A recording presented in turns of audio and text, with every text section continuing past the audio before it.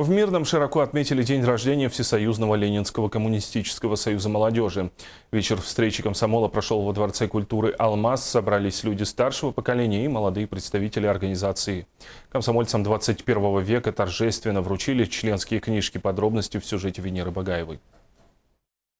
Пока в организации всего 5 человек, но комсомольцы 21 века стараются не уступать старшему поколению. Они проводят мероприятия в школах и детских садах, наставляют старшеклассников, помогают пенсионерам.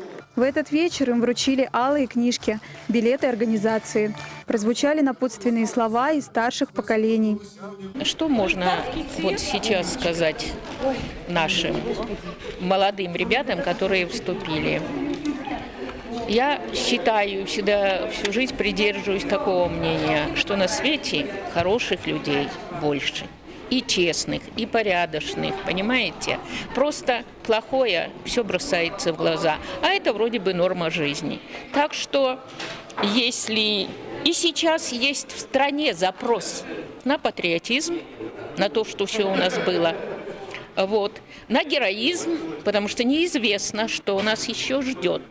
Вот. Так что я всем желаю стойкости, веры, надежды, терпения.